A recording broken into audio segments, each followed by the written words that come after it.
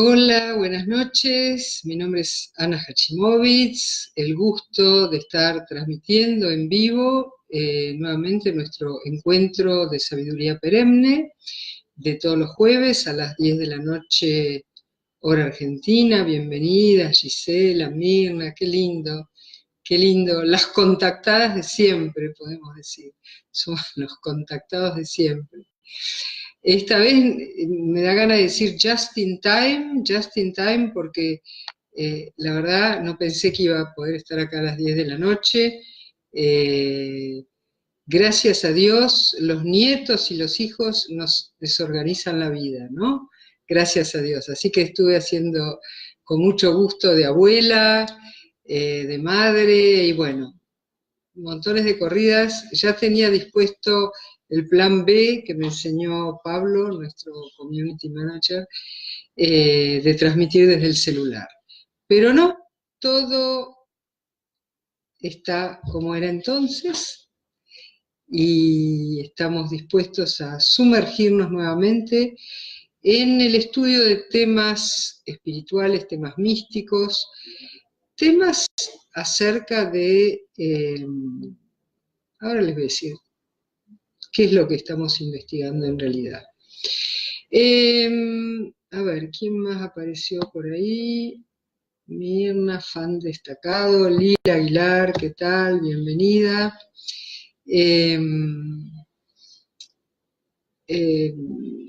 Si ustedes son nuevos, pueden saber un poquitito más de nosotros visitando nuestro sitio www.místicosparatodos.org. Por supuesto esta página de Facebook, y mañana vamos a estar en un programa de radio, como todos los miércoles a las 4 de la tarde hora argentina, que se llama Místicos para Todos también, y que se transmite por Radio Mantra, que es www.mantrafm.com.ar. Asimismo también va a haber una reunión en carne y hueso, aparte de las almas, en carne y hueso aquí en Buenos Aires, el sábado 20 de abril a las 2 de la tarde.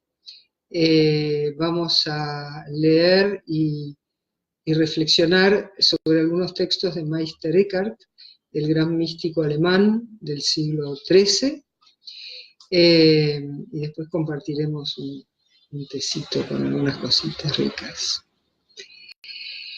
Bueno, creo que como presentación ya está. A ver quién más llegó. Fabián, Desquel, Gabriela, bienvenida. Muy bienvenidos a todos, un gusto de que estén religiosamente, ¿no?, como se dice, en esta cita.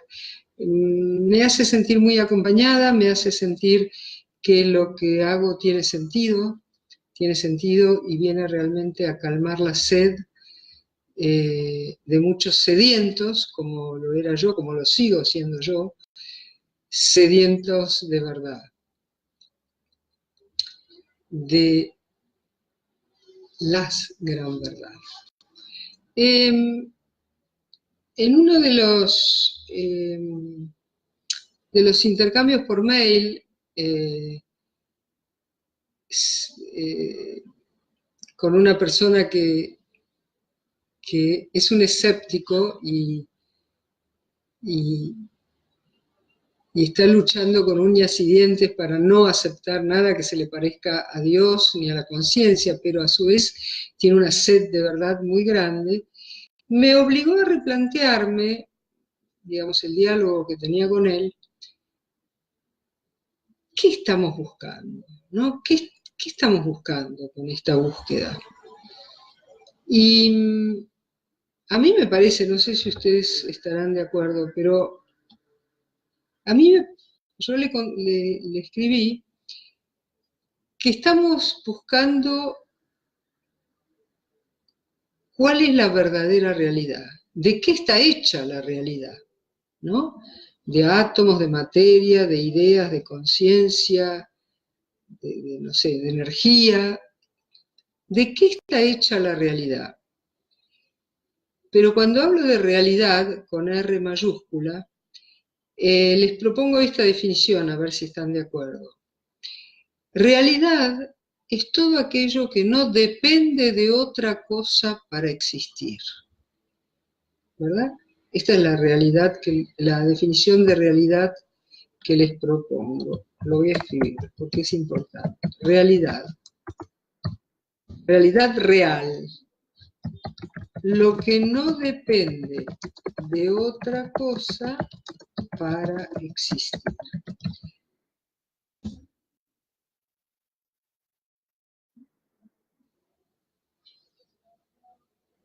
Digamos que quizás sería mejor dicho que esa es la definición del fundamento de la realidad.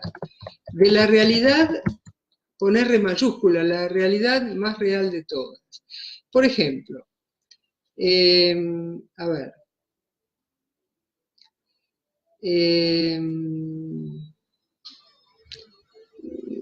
no sé, ¿qué podría ser? A ver si a ustedes se les ocurre algún lindo ejemplo. Algo que dependa de otra cosa para existir. Bueno, por ejemplo, mi cuerpo no existe por sí mismo. Depende de los alimentos, del aire, de la energía. ¿Ven? Depende de otra cosa para existir. Y todo lo que podemos tomar también la definición de Spinoza. Realidad es aquello que no puede dejar de ser, o sea, que no puede desaparecer.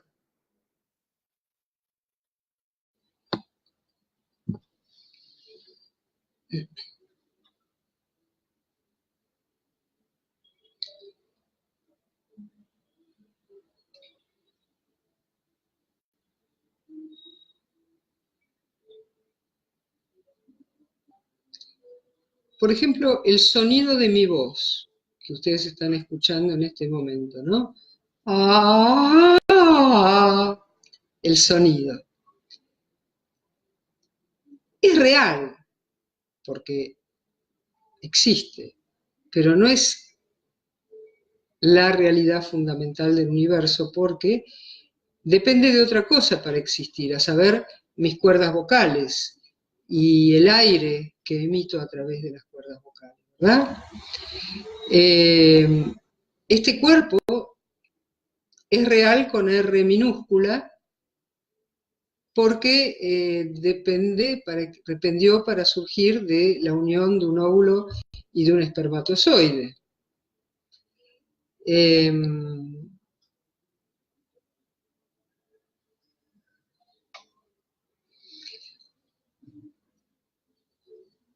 E incluso, bueno, ustedes están muy callados.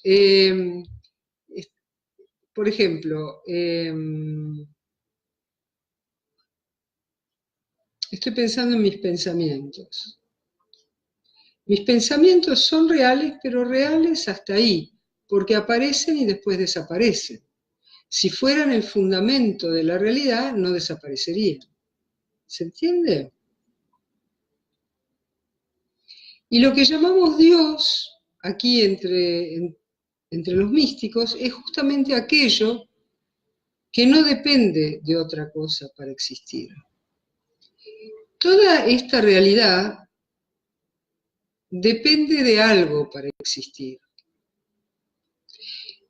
Pero el fundamento sobre el cual se sostiene, algunos dirán que es la materia, otros dirán que es la energía, pero, por ejemplo, el materialismo, que dice que el fundamento de esta realidad es la materia, considera que la materia no se puede destruir, es eterna, ¿no? Si no, no sería el fundamento de todo lo que hay. A ver, mira, Dios es lo único real. Bueno, vos ya estás muy avanzada. Es que además ese es el nombre que le vamos a dar. Cuando hablamos de Dios acá en la mística es la causa última de todo. Aquello que no necesita de otra cosa para existir, ¿no? El mundo necesita de algo que no sabemos bien lo que es, pero lo llamamos Dios, que es el fundamento de la existencia. Pero Dios a su vez no se fundamenta en otra cosa para existir, ¿lo ven? Bueno, eso es lo que estamos buscando acá, en esta búsqueda, Gabriela. Pero todos somos Dios, por lo tanto, reales. Sí, pero ¿qué parte nuestra? No el cuerpo-mente. O sea, estoy de acuerdo que todos participamos de la naturaleza divina, pero ¿qué parte? No, justamente ni el cuerpo, ni la mente, ni los sentimientos, ni las emociones, porque todo eso es perecedero, ¿viste? Aparece y desaparece. Nosotros, como todo lo existente, tenemos en nosotros el principio de la existencia, si no, no existiríamos. Pero lo demás son vestiduras, vestimentas. En nuestra realidad física dependemos de Dios. Gabriela dice el alma, bueno, lo podemos llamar alma, a esa partícula divina que sustenta, que es nuestro ser real. Está bien. Ahora, en nuestra falta algo.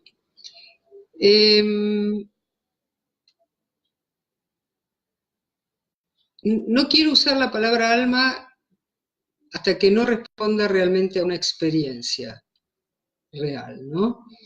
Pero, a ver, les iba a decir, vamos a seguir con la lectura del libro para avanzar ordenadamente. Pero, digamos, me gusta más hablar de conciencia en vez de alma. Porque responde más a una experiencia. Yo tengo conciencia, por ejemplo, de que todos estos objetos que veo, percibo, toco, huelo, saboreo, pienso, siento, todo eso lo que puedo decir es que aparece dentro de mi conciencia. ¿Están de acuerdo con eso?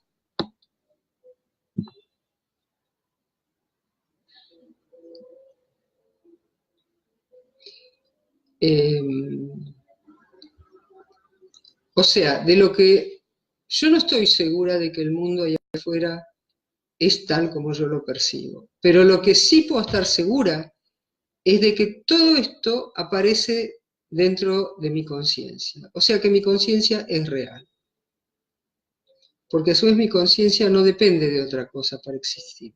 En mi experiencia me doy cuenta que mi conciencia no depende de otra cosa para existir.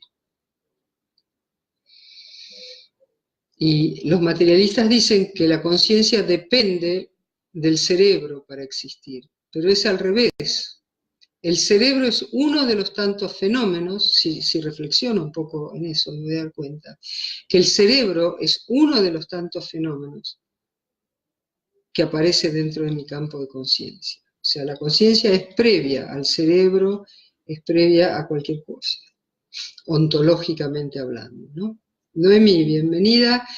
Y Gisela, la misión del ser es distinguir la realidad con la verdadera realidad. No entendí, no entiendo lo que quisiste poner. De acuerdo, dice Mirna. Gisela, y aún en nuestra propia sabiduría, la humanidad se pierde con la realidad que depende de otras cosas para existir. Creo entender que lo que querés decir es que estamos como hipnotizados por cosas que en realidad son de segunda, no son la verdadera realidad, ¿no? Un poco lo subí en la página de Facebook estos días, con una foto de un desfile de modas, ¿no? Y todo el mundo mirando el desfile de modas. O sea, nos entretenemos con cosas que no son la verdadera realidad. Y entonces sufrimos porque desaparecen, son perecederas. Por ejemplo, ese cuerpo esbelto que tienen las modelos, dentro de 10, 20 o 30 años ya no va a existir de esa forma. Así que bueno, nos distraemos con las cosas efímeras y perecederas, y aquí en estas clases, en estas reuniones, en estas charlas, y en las investigaciones de los místicos en general, lo que queremos es aprender la verdadera realidad. ¿Cuál es la materia prima de lo real? ¿De qué está hecha la realidad? Sí, distraídos, dice Gisela, como decía Facundo Cabral. Lucho Olivera, ¿es la primera vez que venís? No me acuerdo. ¿De dónde sos? ¿De Buenos Aires? Bueno, la conciencia es una tecnología de la Tierra, creo yo, que es por memoria asociativa.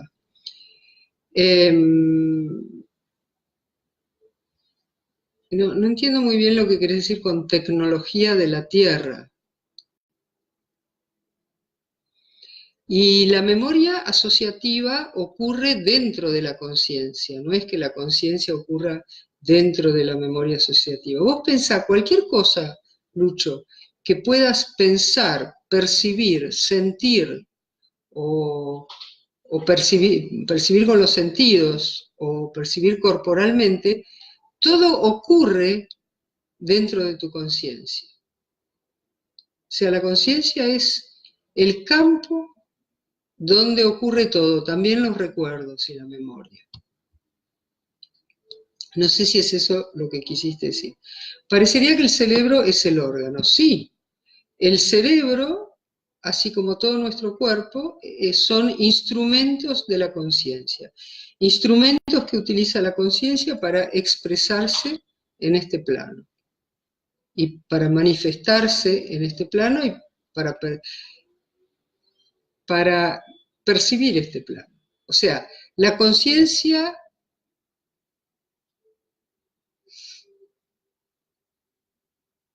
la conciencia universal organiza las percepciones también de las conciencias individuales.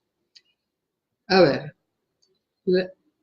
Noemí, la realidad no es la verdad. ¡Wow! Perón, un político argentino, un general político argentino, decía, la única verdad es la realidad. Y Jesús decía, yo soy la verdad y la vida, el camino, la verdad y la vida. ¿Qué es la verdad? A ver.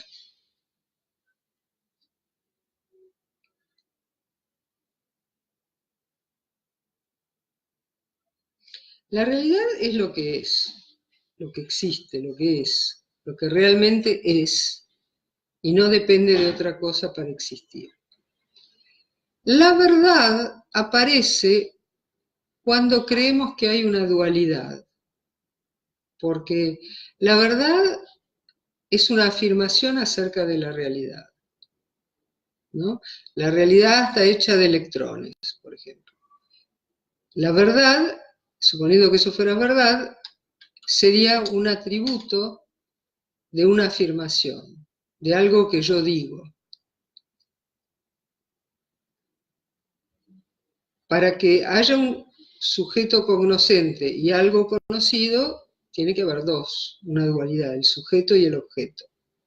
Lo que pasa es que en este ámbito tan especial de nuestra búsqueda, partimos de una dualidad, pero cuando llegamos a la verdadera realidad nos damos cuenta que no hay separación entre sujeto y objeto, que son uno solo. Por eso en la India lo llamaron no dualidad, porque respeta el proceso psicológico de que partiendo de la dualidad, creyéndonos que estamos conociendo otra cosa, nos damos cuenta que eso de que está hecho la realidad es lo mismo de lo que estamos hechos nosotros, y entonces hablamos de no dualidad y hablamos de que verdad, decir verdad, en este caso, es lo mismo que decir realidad. A ver, Noemí, resumiendo, cuando hago ciencia o cuando estoy en el conocimiento cotidiano común, realidad es una cosa y verdad son afirmaciones acerca de esa realidad. Cuando estoy en el conocimiento místico, que trata de definir lo que verdaderamente es, partimos de una división sujeto-objeto, pero luego nos damos cuenta que lo que estamos buscando está tanto afuera como adentro. Y es una sola la verdad con la realidad. Además, para captar al ser, para captar a Dios, no hago afirmaciones, tengo que experimentarlo. Y entonces no va a haber afirmaciones acerca de Dios que sean verdaderas, sino que Dios, la verdad y la realidad, nos damos cuenta que son una y la misma cosa. No sé si estoy yendo demasiado rápido, ¿eh? Lucho. La realidad es un campo que sostiene todo para que despliegues tus potenciales. Me gusta, muy buena. Me gusta esa definición.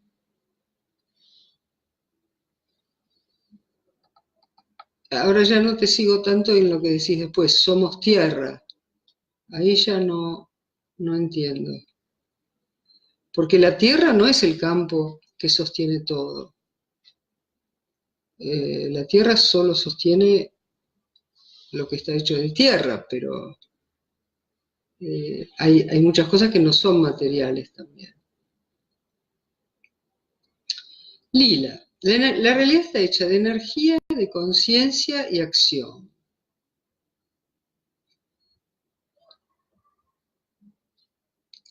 Sí, pero de esas tres cosas, la conciencia es la más real.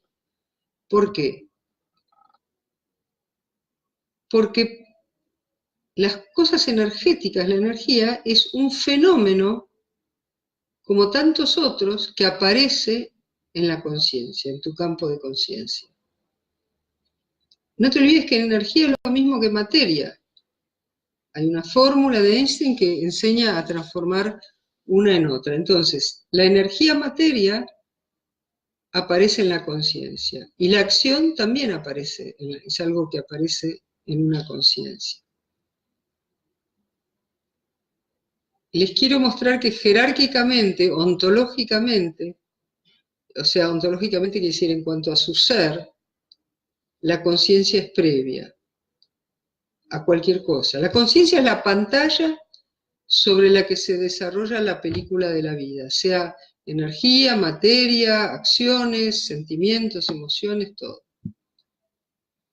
La verdad os hará libre, dijo Jesús, sí. ¿Qué quiso decir con eso? Que cuando te des cuenta de que tu ser real es divino, o sea, es indestructible, vas a dejar de sufrir. Lo que nos hace esclavos es creernos que estamos limitados al cuerpo-mente. Eso nos hace esclavos y nos provoca mucho sufrimiento también. Miedos, temor a la muerte, temor a desaparecer.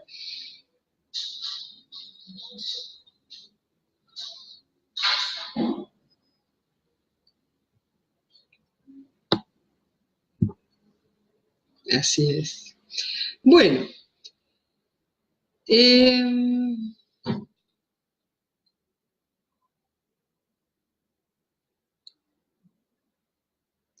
vamos a seguir investigando lo mismo, pero por otra puertita. Todo lo que vamos a hacer, lo que hace la mística es siempre eso. Entrar a ver por otra puerta, a ver si se entiende mejor. Estábamos viendo, ¿se acuerdan? ¿A qué llamamos espíritu y espiritualidad?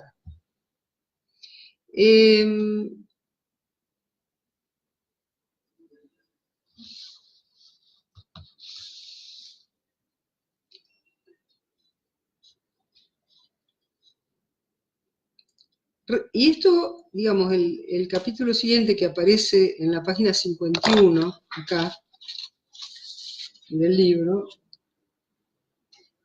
son posturas acerca de la relación espíritu-mundo.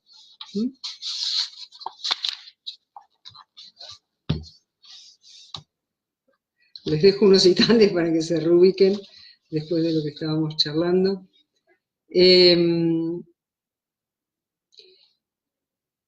Recuerden que estábamos hablando de un espíritu universal, o sea, de algo que llamamos Dios también, pero lo llamamos ahora espíritu universal o espíritu santo en el catolicismo, porque es lo que anima todo el universo, es la vida del universo. Este espíritu no es ni material ni energético, no es limitado, no es una cosa, es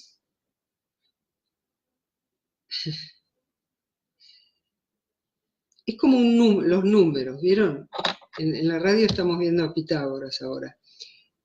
Por ejemplo, yo veo 2 lápices, pero al número 2 flotando solito nunca lo vi ni lo voy a ver. La dualidad, ¿verdad? La dualidad en sí.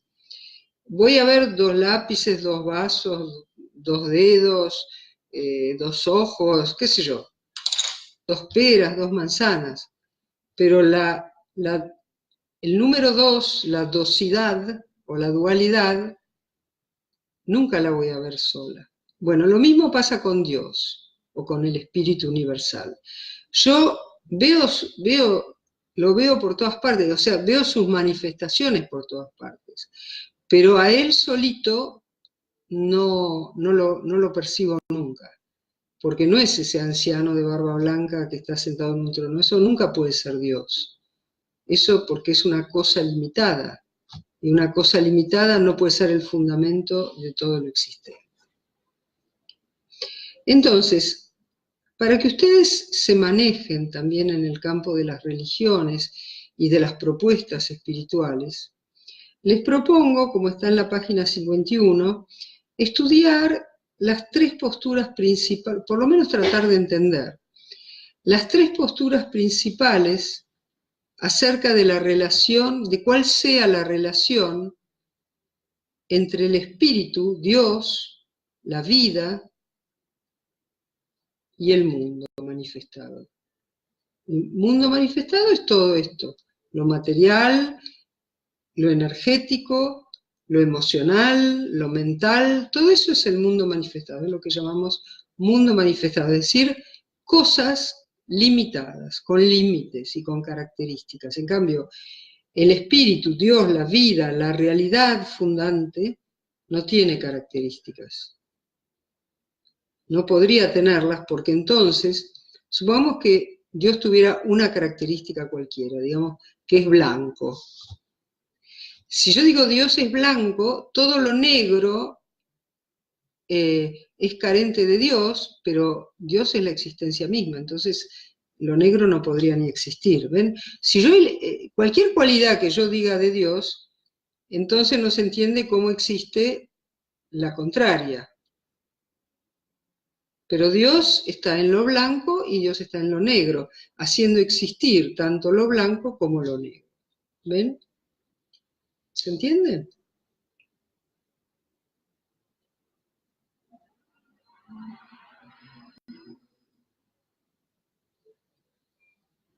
Bueno, el que calla otorga. Entonces yo les puse acá, existen 3 posturas básicas acerca de la relación recíproca en la que se encuentran el espíritu, o sea, lo divino, y el mundo manifestado, o sea, lo limitado, ¿no? Lo ilimitado y lo limitado. La primera de estas 3 posturas posibles respecto a la relación entre Dios y el mundo es lo que se denomina inmanencia. Inmanencia en filosofía simplemente quiere decir adentro. Inmanente es algo que está adentro de otra cosa.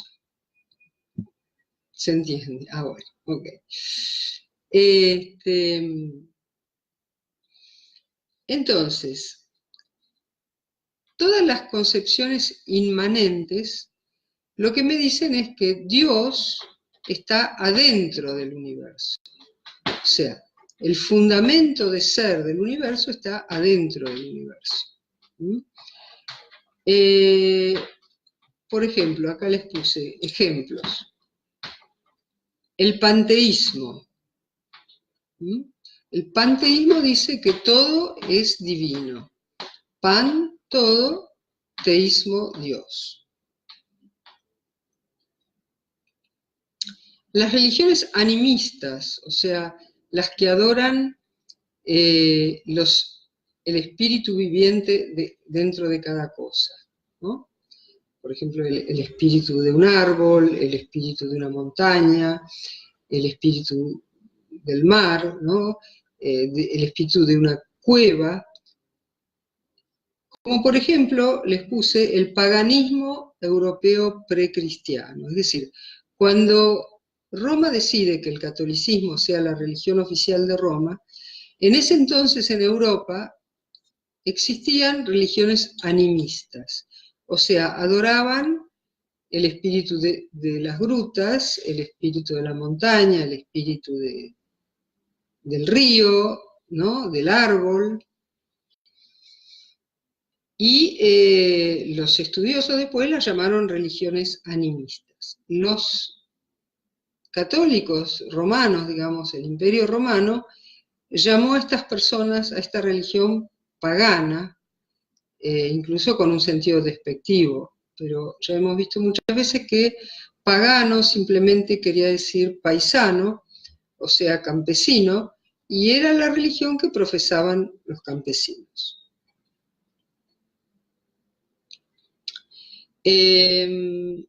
Entonces, paganismo europeo precristiano, ¿sí? Lo divino está metido adentro de las cosas. Es por eso que ellos veían, consideraban que las grutas eran como un útero adentro de la madre tierra y veían aparecer figuras femeninas. Esto luego el catolicismo lo toma y, como ven, habrán visto, siempre hay muchas apariciones de la Virgen adentro de una gruta. Esos son restos del paganismo europeo precristiano. En el Antiguo Testamento aparecen muchos profetas que protestan contra los hebreos que hacen altares al pie de árboles o de adorando montañas también. Ellos se enojan y dicen que hay que adorar al Dios invisible. Bueno, también la filosofía de Baruch Spinoza, el filósofo holandés judío del siglo XVII, él habla en latín de Deus sive natura. Deus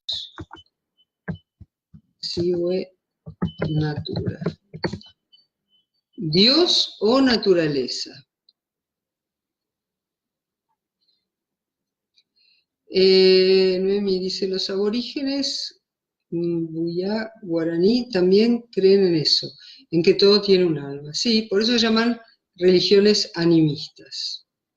Hola María Luisa, bienvenida. Noemí, estoy estudiando eso en mi carrera. ¿Qué carrera es, Noemí? ¿Y a qué te referís con eso? A ver, ¿qué era eso? Noemí. Ah, los aborígenes, ok. ¿Qué carrera será? ¿Historia? Bueno. A ver si nos llega la respuesta de Noemí mientras voy a tomar un traguito.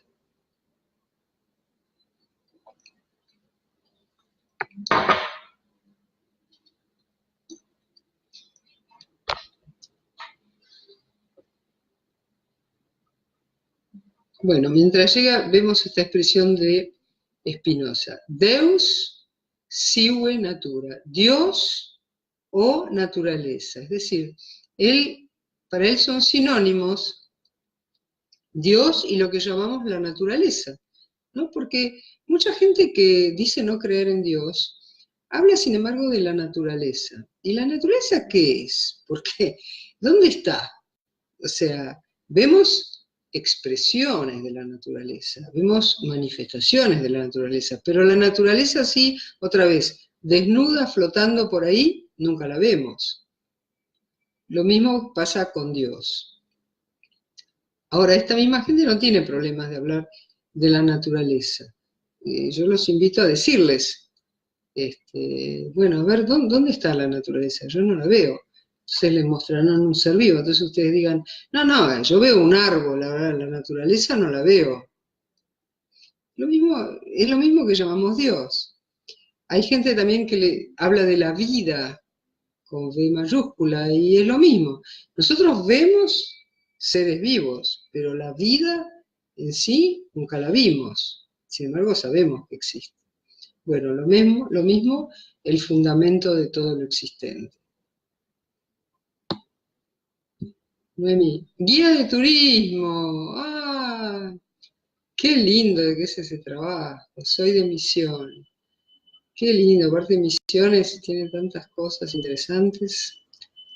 Estuve hace 35 años, tendría que ir de vuelta.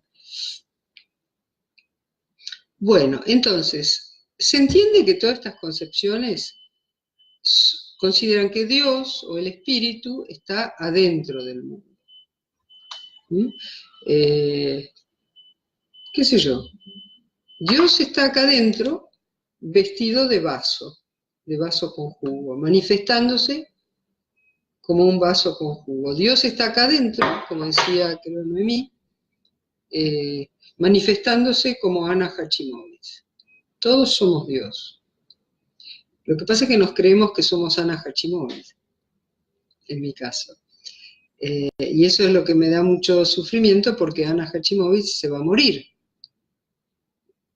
Pero lo que está sosteniendo a Ana Hachimowitz, a Noemí Duarte, a María Luisa y a todos, es la realidad verdadera. Y esa, por definición, no puede desaparecer. El ser nunca puede dejar de ser. Lo que es mezcla de ser y de no ser, como por ejemplo el cuerpo de Ana Hachimowitz, que es mezcla de ser porque es, y tiene también no ser, porque por ejemplo termina acá. Acá terminó. Acá no hay más cuerpo de Ana Hachimowitz. Por eso mi cuerpo es una mezcla de ser y de no ser. No es totalmente ser.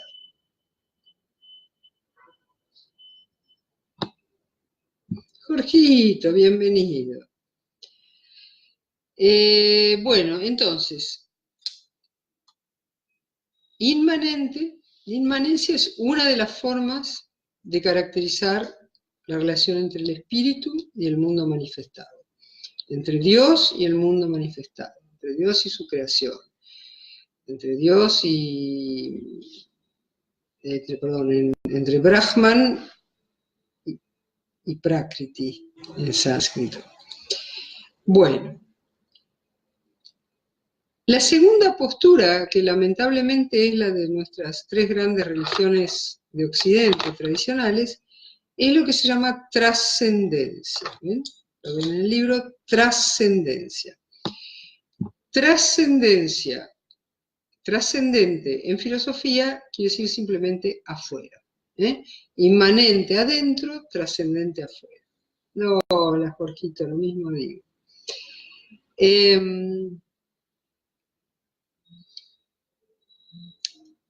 Es la concepción tradicional de Dios, la concepción infantil de Dios que nos enseñan nuestras tres grandes religiones, ¿verdad? O sea, Dios crea al mundo, pero está afuera del mundo, ¿no? Como dice el Antiguo Testamento, Dios dijo, haya luz y hubo luz, pero la luz estaba ahí y Dios está acá, ¿verdad? Dios dijo, haya, qué sé yo, haya animales y hubo animales, pero Dios está separado del mundo, ¿lo ven? Entonces, esto es muy importante entenderlo, porque creo yo que es el gran pecado de las tres grandes religiones nuestras monoteístas, y que, por lo menos en su concepción ingenua, en su concepción infantil, la que le enseñan a los chicos, digamos. pero luego muchos la siguen utilizando de grandes e incluso la usan con malos fines, ¿no? Para presionar a la gente, para tener poder. Dios está ahí arriba, ¿no? Sentado en el trono de oro, sobre las nubes, mirando lo que hacemos, a ver a quién castiga y a quién recompensa. Bueno, esa es una concepción trascendente de Dios, para usar un lenguaje técnico. Trascendente después, en el lenguaje cotidiano, quiere decir importante, pero no es así que lo vamos a usar nosotros. Nosotros lo vamos a usar solamente como afuera. Un Dios trascendente al mundo es un Dios que está afuera del mundo. Un Dios que es inmanente al mundo es un Dios que está adentro del mundo. ¿Mm? ¿Se sigue entendiendo hasta ahora? ¿Alguna pregunta?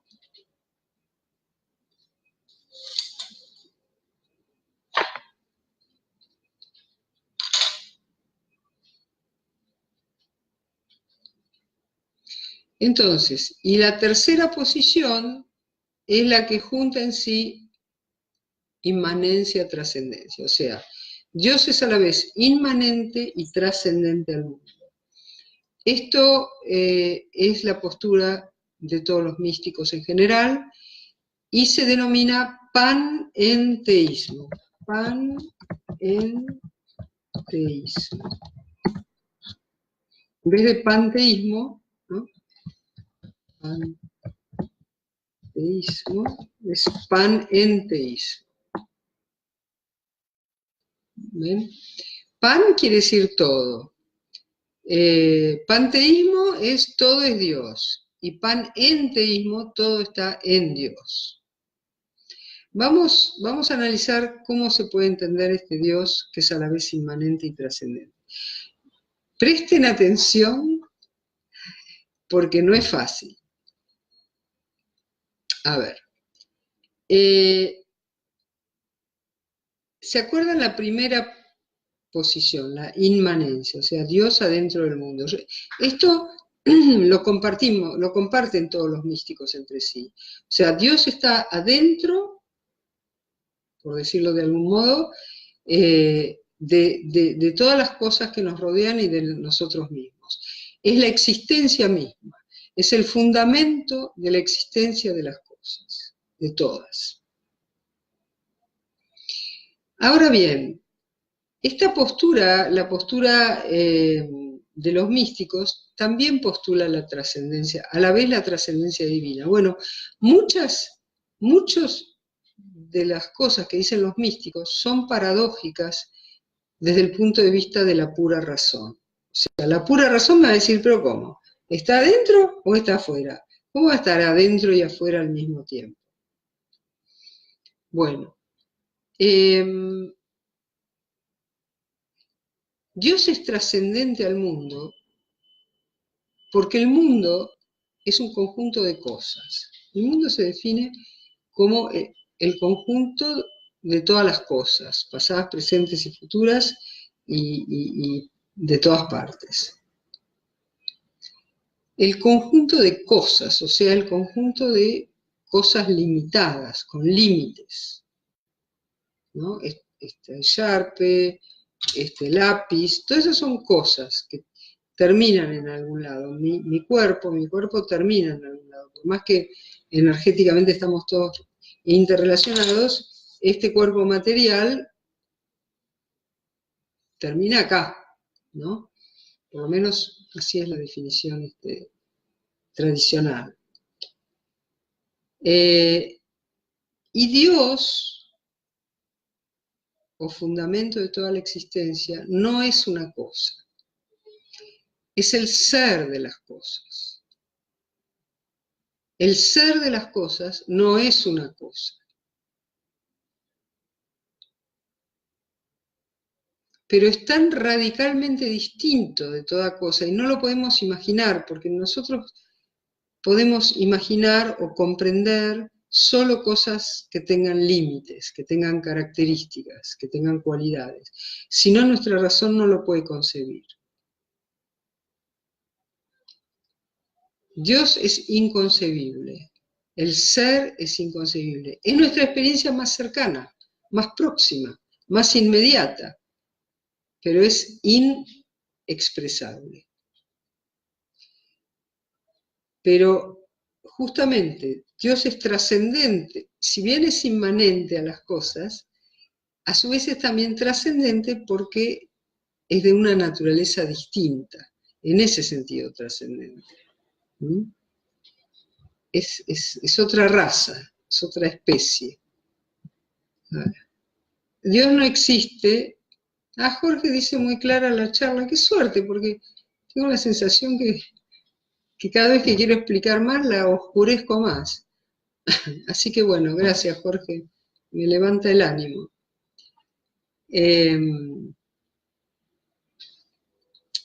Jorge está citando la frase de Emilio Carrillo, el economista español venido a místico, que siempre dice, Dios no le preguntan, ¿existe? ¿Usted cree en la existencia de Dios? No, Dios no existe, es la existencia misma. Si lo logro entender eso, voy a entender por qué es trascendente, porque quiere decir es de una naturaleza totalmente distinta a la del universo. Es como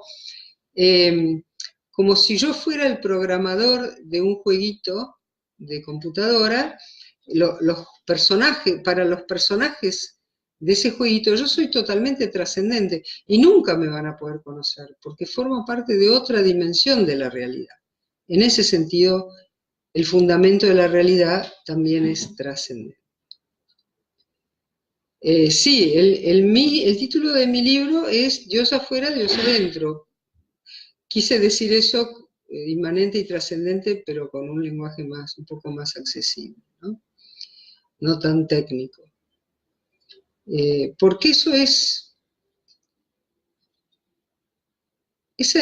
la experiencia a la que me gustaría que todos lleguemos. Hay gente que lo puede ver a Dios afuera y no adentro, hay otros que lo perciben adentro pero no afuera.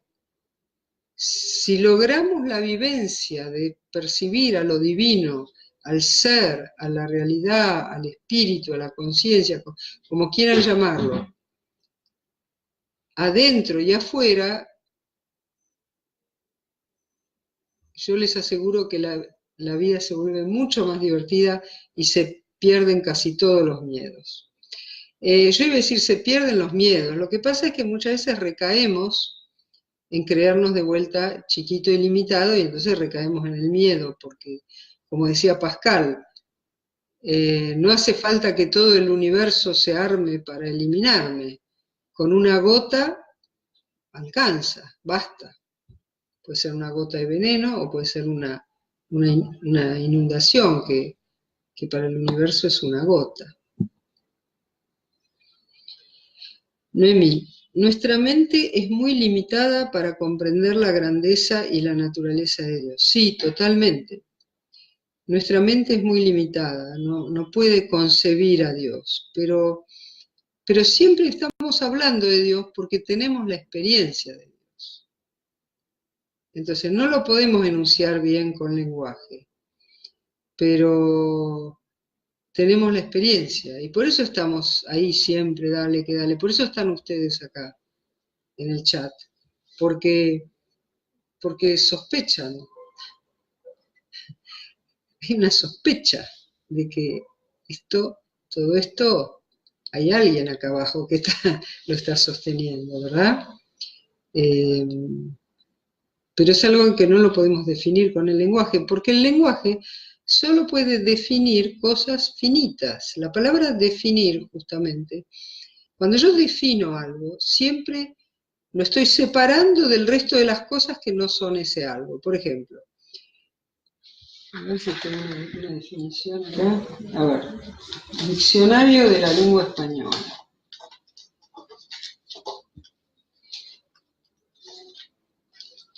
Diccionario, a ver, lo voy a abrir al azar, a ver.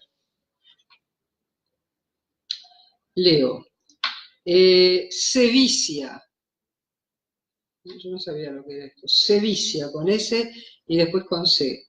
Sevicia, crueldad excesiva.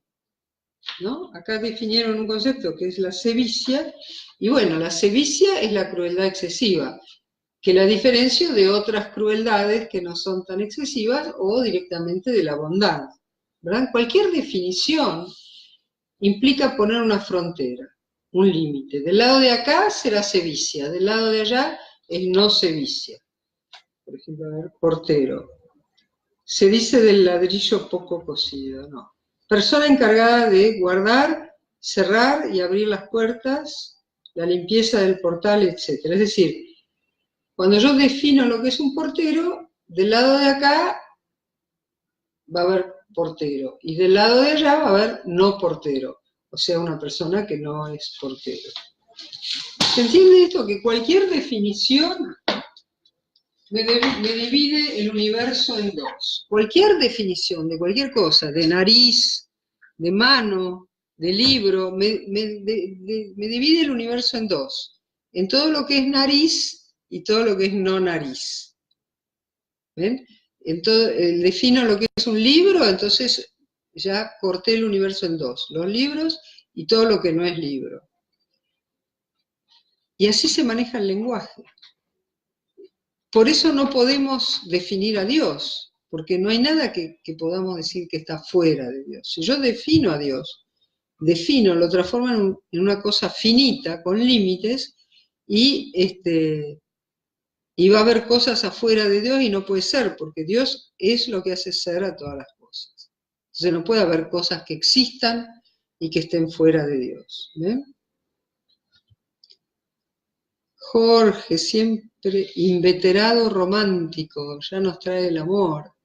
El amor es inconcebible, sí, no se puede concebir.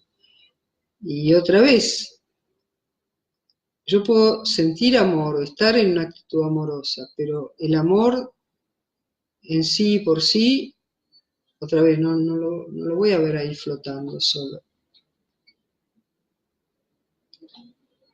El amor se puede definir igual, me parece, porque hay cosas que son amor y otras que no son amor. Hay actitudes que son amorosas y hay actitudes que no son amorosas.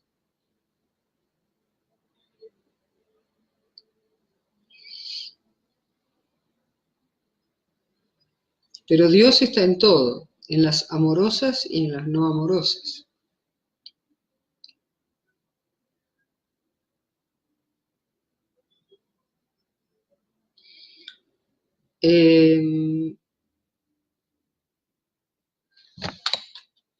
¿Se entendieron entonces las tres posturas? Porque ahora, cuando a ustedes les cuenten de alguna religión o de alguna espiritualidad o de alguna cosmovisión, se van a dar cuenta enseguida en cuál de estas tres situaciones estamos. Perdón. A Baruch Spinoza justamente lo echaron de la comunidad judía por decir eso, por decir que Dios está en todas las cosas. Según la religión oficial del judaísmo institucional, no, hay cosas que son sagradas y santas y otras que son malas, y Dios no está en todas, Dios está en las buenas nada más. Acá en la mística vamos a ver eso que no a todos les gusta, que Dios está en todo. En la Cábala dice, la Cábala llama a Dios el Ein Sof en hebreo. Ein Sof, que quiere decir sin límites. Por eso no se lo puede definir, no se le puede poner un fin en algún lado. Es decir, Dios llega hasta acá, de acá en más es otra cosa, ¿no? Porque entonces no es Dios, no es lo que definimos como el ser, lo que hace ser a todas las cosas.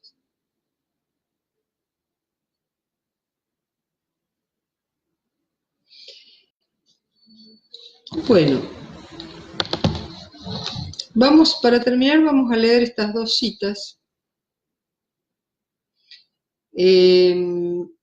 La primera dice, tierra, agua, fuego, viento, éter. Estos son los 5 elementos constitutivos de lo material según la filosofía de la India. La tierra, el agua, el fuego, el aire y una última cosa que se llama, que acá está traducido como éter, pero que ustedes seguramente lo conocen, que en sánscrito es akasha. Akasha. Es una materia muy sutil donde quedan registrados todos los acontecimientos, de todos lados y de todos los tiempos. Pero después, este que está hablando es Krishna, o sea, la encarnación divina de Dios. Intelecto, intuición, ego, estas son características, digamos, psicológicas. Tal es la óctuple división de lo manifestado, ¿no? Está explicando Krishna los distintos tipos de cosas que hay en el universo manifestado. Este forma mi naturaleza inferior, ¿no? Dios dice, el universo material es mi naturaleza inferior, pero sabe que existe también O Mahabahu, quiere decir O de los grandes brazos, es un nombre con que se refería a su discípulo Arjuna, pero existe también mi naturaleza superior. Esta es el principio superior por el cual es sostenido este universo. Es decir, que acá ustedes ven bien la dualidad, ¿no?, entre Dios y el universo. Más que dualidad, porque él dice, es mi naturaleza inferior y la otra es mi naturaleza superior. Es lo que hablábamos al principio. Todo esto que dice acá, tierra, agua, fuego, viento, éter, intelecto, intuición, ego, son cosas que requieren de otra cosa para existir. En cambio, y por eso lo llama naturaleza inferior, en cambio, el principio superior que sostiene a todo el universo es el que no necesita de otra cosa para existir. ¿Ven? Y es el que sostiene todo lo existente. Por lo tanto, es una postura inmanente trascendente en las 3 que veíamos, ¿verdad? A ver qué dicen por acá.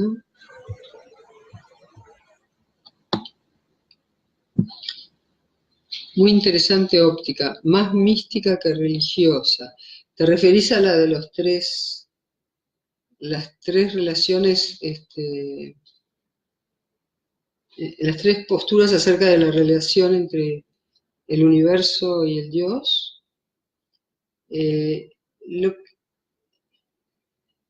Lo que llamamos las 3 grandes religiones occidentales, históricamente están más en una postura trascendente, de trascendencia. Un Dios ajeno a nosotros, externo a nosotros, que nos castiga o recompensa. Noemí, me gustaría saber más sobre Akasha o éter.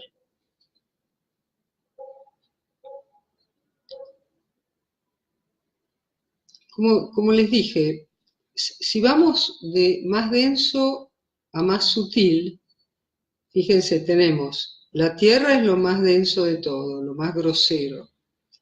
Luego el agua es menos densa que la tierra. El fuego todavía menos denso que el agua. El aire todavía más sutil que el fuego, ¿no? Menos material, así lo veían ellos. Y el Akasha ellos le llamaban a esa materia todavía más sutil que el aire,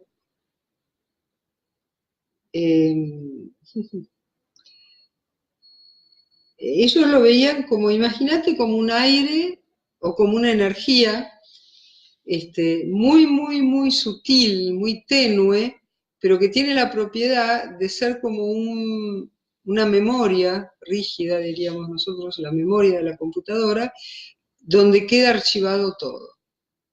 Es el software del universo. Y luego sigue con cosas todavía más sutiles, ¿no?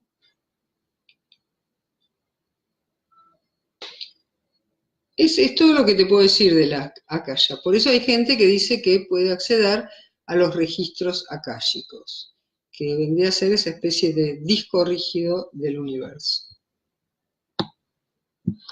Gisela, ¿el mensaje de Jesús de Nazaret fue inmanente y trascendente? Muy buena la pregunta. Yo creo que sí.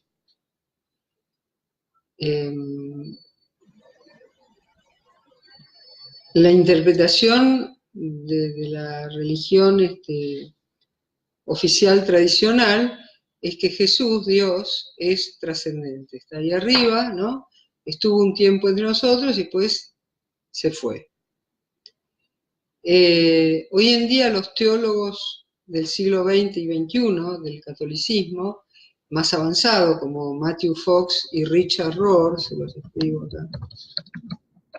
Matthew Fox, Richard Rohr. También un rabino que se llama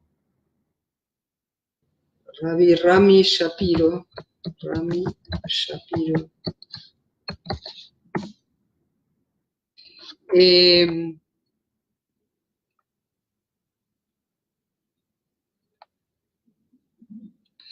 Tienen la concepción, bueno, el rabino no, pero Matthew Fox y Richard Rohr tienen la concepción que llaman del Cristo cósmico.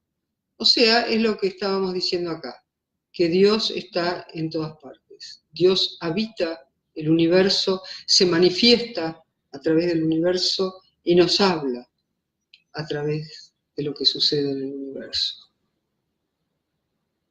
Ok, comprendí. Gisela, ¿y qué sucedió? A ver.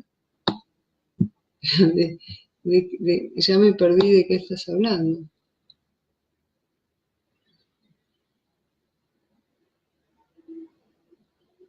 No sé a qué te referís, Gisela. A ver qué dice. ¿Recuerdas al Dios de Spinoza? Sí, sí, esto es lo que estuvimos hablando. Dios igual naturaleza. Ese es el Dios de Spinoza, y por eso, a eso te referías, Gisela, por eso lo excomulgaron. Y sí, lo expulsaron de la comunidad judía y él se fue a vivir a un pueblito muy chiquititito y trabajaba de relojero y escribía, pero no publicaba las obras, no quería darse a conocer, pero tenía discípulos, no muchos, no como ahora, que los discípulos de un maestro son muchísimos, no, muy poquitos. Pero siguió investigando y siguió escribiendo. Bueno, vamos a ir cerrando ahora con esta frase justamente de Matthew Fox. Dios se halla en todas las cosas y Dios opera por medio de todas las cosas. Todo lo que yo las invito, ya no uso más lenguaje de género porque en el grupo casi me matan por haber usado el lenguaje de género, así que ahora volví a los y las. Las invito a vivir esta experiencia de que todo lo que me pasa es Dios hablándome. Y van a ver cómo la vida se vuelve mucho más apasionante, interesante y significativa. Una última. Porque las religiones, claro, occidentales nos muestran un Dios trascendente, sí, por lo menos las institucionales, ¿no? Y en general, y los que dicen otra cosa en general son perseguidos o eran perseguidos. Pregunta sobre Jesús, la señora Gisela, en el sentido de qué pasó, ¿por qué deformaron las enseñanzas, decís vos?